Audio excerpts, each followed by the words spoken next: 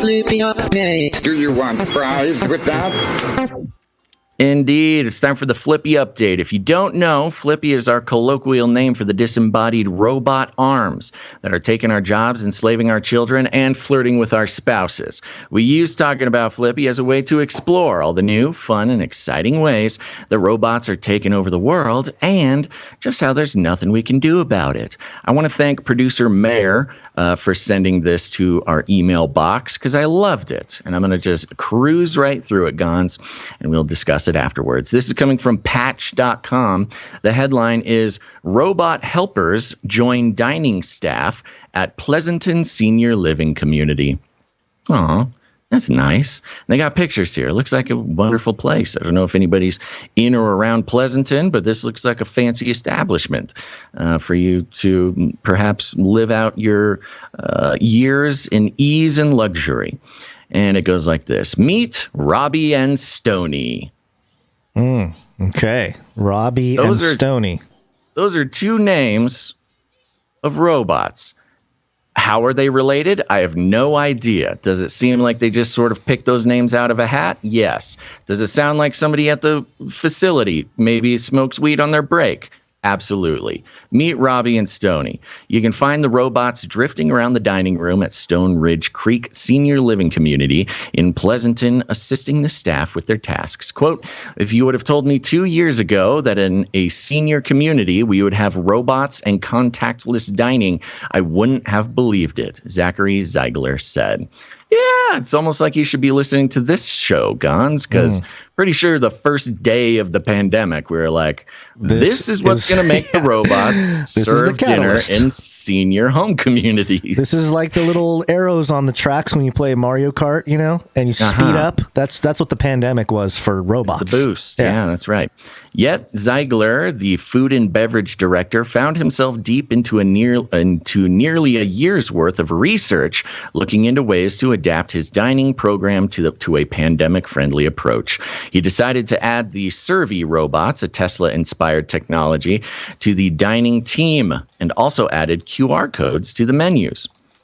Look, I am very proud of this senior living facility that they have been able to teach Grandma and Grandpa how to accurately and effectively use QR codes, because that is not easy to do.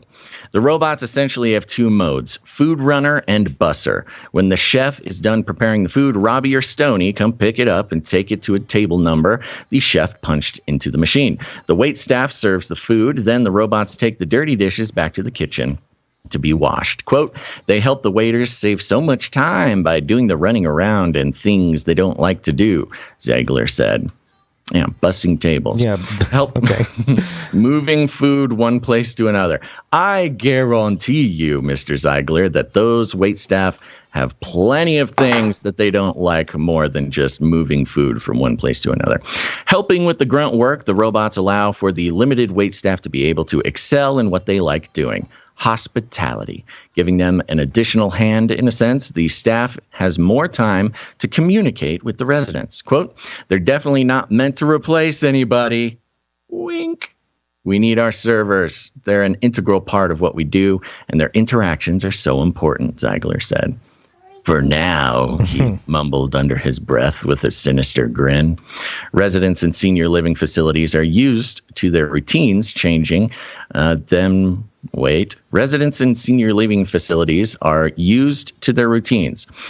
Changing them comes with caution. Luckily, at Stone Ridge Creek, the residents are more than ready to adjust. Quote, initially, they were nervous. It's a big change, but once they saw it in place and saw how effective it was, that wow factor disappeared, Ziegler said. Gloria Lawton, a resident at Stone Ridge Creek, said the community actually embraced the new staff members. The residents have decided to give them names, and it stuck. Okay, so it's these... Well, they're given by the residents. The residents named them Robbie and Stony. You little rascals. Quote, we hardly expected to see something like this, but everybody has been receptive. The robots came to the facility and don't care. These days, Robbie and Stony aren't the talks of the community anymore. They're just in the background doing their job. Quote, now we hardly see them. They're there. They're very functional. It's not a curiosity anymore, Lawton said. Instead, Lawton shifts the attention to Ziegler, expressing the community's appreciation for his commitment to their safety and happiness. Quote, I'm very proud of Zachary because he is on top of things, and during COVID, he's done such a fantastic job of keeping us all fed safely. He's the absolute best. No, the quote is, he's absolutely the best. Okay. Let's be accurate about the greatness of another Z-man, Zachary Ziegler. Zelensky, Zuckerberg. Yeah, it's the World War Z, man. The best. Right. So, we talk a lot about the social engineering aspects, the integration of robots into everyday life, and what a wonderful example of how it can be done. You've got a senior living facility, which this looks like a nice one, but more or less, these are people who are stuck in here. They're in a people zoo. Yeah. Okay. This is their life now. And their people zoo is now being staffed by robots. And of course, it sounds like they all had a little bit of a problem with that. But now they're there and they're very functional. It's not a curiosity anymore. They're just in the background doing their job. Complete successful normalization. Yep. And in this case, best case scenario, letting more human interaction happen. At least that's the utopia that we've been promised, is that these robots will make human to human connection easier and better and more fruitful. And I just wonder what the amount of time they are planning to let this happen. It takes one budget crunch in the dining room. This is the robot Armageddon that can happen at this community center. It can be literally the end of their way of life. If they get used to it. Yeah, they're used to it. They love those robots. They named the robots. Never name the robots, folks. That's how they get you. You don't name the robots. But, all it takes is budget crunch after budget crunch to replace one human with one robot that will be hardly noticed and even appreciated. And then, boom, there goes that essential human interaction that these seniors, is so important to a senior life. The loneliness and the contact, the lack of contact is really a problem in the sort of senior part of life. And they're going to have to get HuggyBot in there soon. Yeah, I'm kind of bummed that we don't have time to really get into the Japanese robot that can peel bananas cleanly most of the time. We can do it really quick. This is from Reuters. Yeah. Reuters, Japanese robot can peel bananas cleanly most of the time. Robots in Japan are found on blah, blah, blah. We got a robot that peels bananas. And while the dual-armed machine, double flippy, is only successful 57% of the time. Now, I'm looking at the photo, and let me just briefly break this down because we're already over time.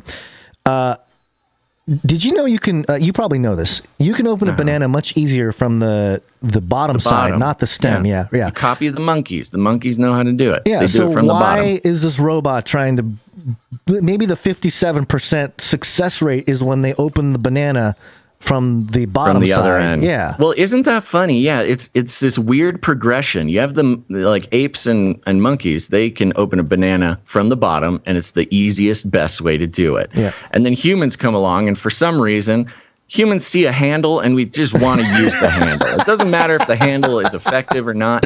You put a handle on something, a human is going to focus on the handle. Yeah. And that little handle at the top of the banana is the worst place to open the banana.